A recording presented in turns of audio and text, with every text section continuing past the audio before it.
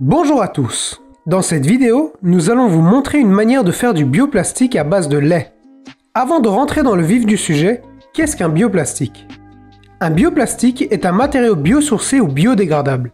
Biosourcé signifie que le bioplastique est créé à partir de biomasse et non de pétrole. Ce sont bien sûr deux propriétés importantes pour les enjeux écologiques. Dans notre cas, il est biodégradable et biosourcé car la matière première est de source animale et c'est le lait. Pour réaliser cette expérience, nous avons besoin de vinaigre et de lait entier.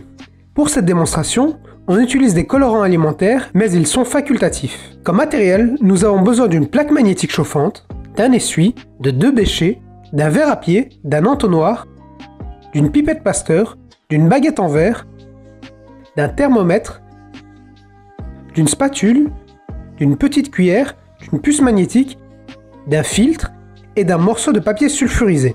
Commençons l'expérience. À l'aide d'un verre à pied, on mesure 100 ml de lait entier qu'on verse dans un bécher de 250 ml. On place le bécher sur la plaque chauffante magnétique, on ajoute la puce magnétique et on démarre l'agitation. On chauffe le lait à 60 degrés Celsius en vérifiant la température à l'aide d'un thermomètre.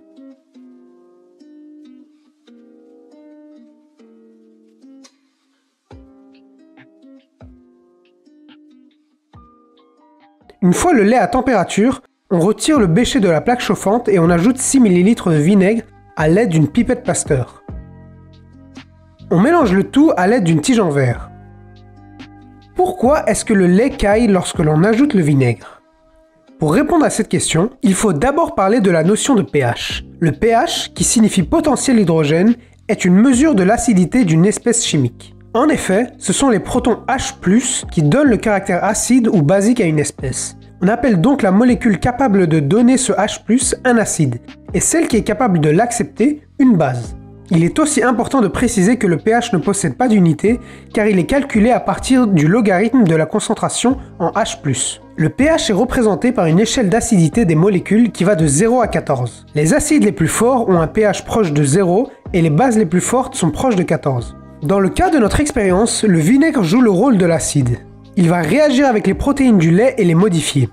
La protéine la plus présente dans le lait s'appelle la caséine. La caséine est totalement soluble dans le lait car au pH naturel du lait, les molécules de caséine sont chargées négativement.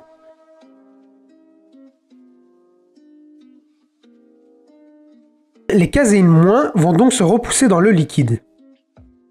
Quand on ajoute le vinaigre, celui-ci donne des H+ aux molécules de caséine jusqu'au point où la caséine devient globalement neutre. Elles ne vont donc plus se repousser, vont s'agglutiner et former des liaisons entre elles. Ce pH, où la charge de la protéine est neutre, s'appelle le pH isoélectrique. C'est une valeur différente pour chaque protéine. Voilà pourquoi on acidifie le lait. Revenons-en à notre expérience. On va maintenant filtrer la solution obtenue pour récupérer la caséine qui a précipité. En guise de filtre, on peut soit utiliser un filtre à café, soit un essuie. Ce qui est important, c'est d'essorer la caséine sans qu'elle ne soit ni trop sèche ni trop humide. Sinon, il devient difficile de lui donner la forme souhaitée.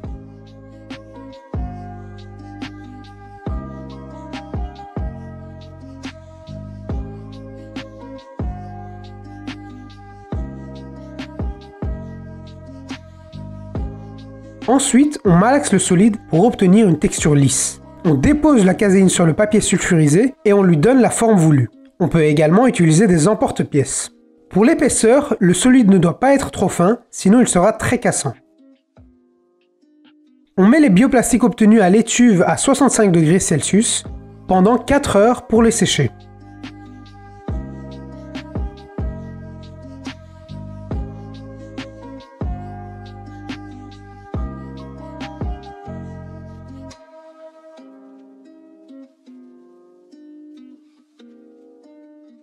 On peut maintenant vérifier les propriétés du bioplastique obtenu. Le bioplastique formé est un plastique dur, résistant, mais pas élastique.